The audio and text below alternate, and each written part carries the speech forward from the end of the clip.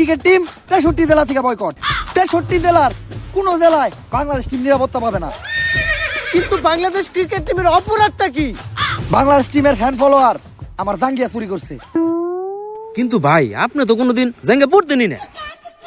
আরে বেডা, কিছু একটা কই এত দোষের তলে ফেলান লাগবো। আগামী 24 ঘন্টার ভিতর যদি বাংলাদেশ টিম আমার জাঙ্গিয়া খুঁজে বাই করে না দেয়, তাহলে বাংলাদেশ টিম বয়কট। কারণ যেখানে সেখানে দেয় বাংলাদেশ টিমের ফ্যান ফলোয়াররা জাঙ্গিয়া চুরি করে বেড়াইবো, এইটা ড্যান্ডি হেলালের ফ্যান ফলোয়াররা কখনোই মাইনা নিব না। কিন্তু ভাই সামান্য একটা জাঙ্গিয়াই তো, এটা নিয়ে এত কাহিনী করার কি আছে? কাহিনী করার কি আছে মানে? ডেন্ডি হেলালের জাঙ্গিয়া ওইটা মিনিমাম 50,000 টাকা বেচতে পারতাম।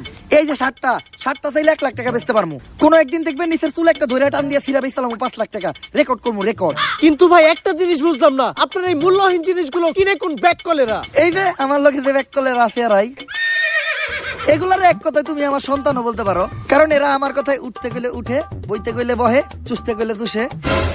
চুষে মানে? আরে পা চুষে পা। আর তুমি যেটা ভাবছো ওইটাও।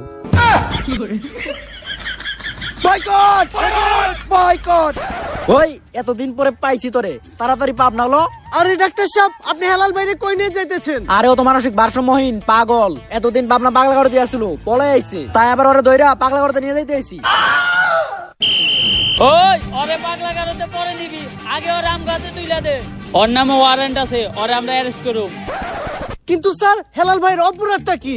ও তো মাদকখোর, ও হাফ টাইম খায় ক্যান্ডি আর ফুল টাইম খায় ড্যান্ডি। ও তাই তো কই, হেলাল ভাই উল্টা পাল্টা কথা কই কেন? যান ওই ধরে নিয়ে যান। Boycott police boycott boycott.